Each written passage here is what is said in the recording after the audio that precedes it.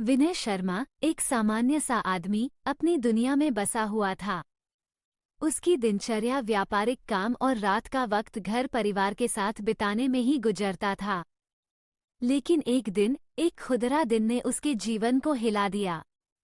गहरी रात का समय था, बर्फबारी हवा थी और विनय अपने ऑफिस से लौट रहा था।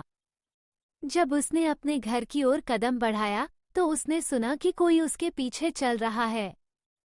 उसने बार बार पीछे मुड़कर देखा पर कुछ नहीं दिखा। गर्तले में उठती चीख उसे वापस मुड़ने पर मजबूर कर दी। वह जल्दी से घर की ओर बढ़ा, लेकिन वह नहीं जानता था कि इस रात उसका जीवन बदलने वाला है। घर के दरवाजे पर पहुंचते ही उसने देखा कि दरवाजे का ताला टूटा हुआ है और दरवाजा थोड़ा सा खुला है। उसका दिल तेजी से धड़क रहा था, लेकिन उसने अपनी हिम्मत जुटाई और धीरे धीरे घर के अंदर पहुंचा।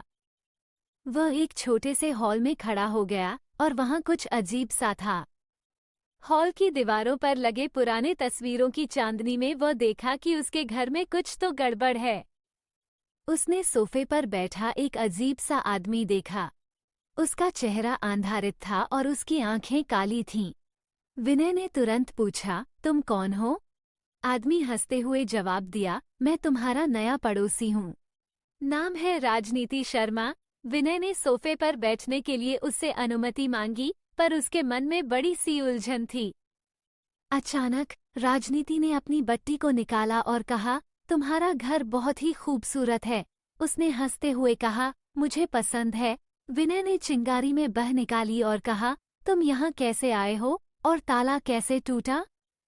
राजनीति ने मुस्कराते हुए जवाब दिया, अरे भाई, मैं तो तुम्हारे साथ ही हूँ।